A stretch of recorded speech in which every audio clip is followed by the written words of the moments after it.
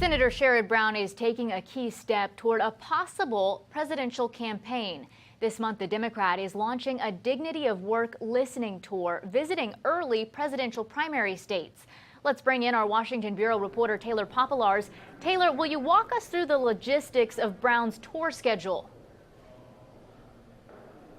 Hi, Sophia. Yeah, Senator Brown announced this tour on Tuesday night on primetime television, where he said he's not embarking on a presidential campaign just yet, but this is the next significant step to doing so. He's calling it the Dignity of Work listening tour, which is a phrase that he has used in his decades-long political career. It's going to be kicking off on January 30th in Cleveland, Ohio, where Brown is from. Then the next day, January 31st, he will be going to Iowa. And then after that, throughout the month of February, we don't have specific dates yet, but he'll be going to 3 other states where there are early presidential primaries or caucuses: Nevada, South Carolina, and New Hampshire. So he's hitting all of the stops that traditionally presidential candidates hit, but when they launch their campaign. He hasn't yet launched an exploratory committee or a formal campaign. He said in that primetime interview on MSNBC last night that he will be making a decision come March, but he's using this listening tour as an opportunity to get his name and face out there, to see how he is received by voters in these early states, and to see if he really has a chance in what will be a very crowded Democratic primary field.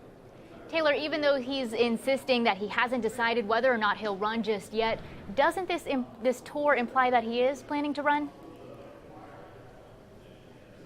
Well, every political nerd who's following him would say yes. You don't go to the early 2020 states, Iowa, New Hampshire, Nevada, South Carolina, if you're not truly interested in running. But Brown said that he and his wife, Connie Schultz, who everyone back in Ohio knows as this Pulitzer Prize-winning, nationally syndicated columnist, they both have said that they really haven't made up their minds yet, because this is going to be a big decision for their family if they do decide to jump into this race. Obviously, we're living in very politically divided times, where kind of in campaigns it's really nothing is off limits in terms of attack ads or opposition research. So it would plunge their family into the spotlight in a lot of big ways. And Senator Brown has a very, very safe Senate seat and a healthy position on Capitol Hill that he's been nurturing for a couple of decades. So this really would be a big step for him. But as I said, he's not launched an exploratory committee yet. He has not launched a formal campaign. And what's interesting is this tour will be funded by a super PAC that he started. It's called America Works. So he's now collecting donations for that online through his website and on his various social media accounts. But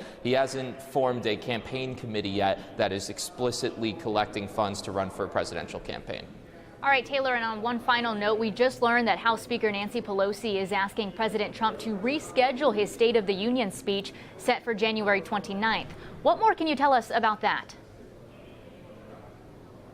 Yeah, the House Speaker just delivered a letter to President Trump where, in essence, she says because of this government shutdown, which is now in day 26, the Secret Service and the Department of Homeland Security has not been fully funded because they're part of that impacted group of federal funds that's been lacking. And she says because of security concerns and because of the ongoing shutdown, she wants the president to consider rescheduling the date of the State of the Union. It's been set for January 29th, so we'll have to see if the president complies with that or responds in any way. The letter she also sent him also suggested maybe submitting his State of the Union speech in writing so that that Congress could continue negotiating and trying to end this shutdown. But she seems to not want to have the pomp and circumstance of the State of the Union unless this shutdown ends. What's interesting, though, is one of Ohio's members, Bill Johnson, a Republican, he actually came out a few days ago and said, hey, if the shutdown is still happening during the State of the Union, I want President Trump to take advantage of having a nationally televised meeting of both chambers of Congress with the president there and try to hash out negotiations live on TV.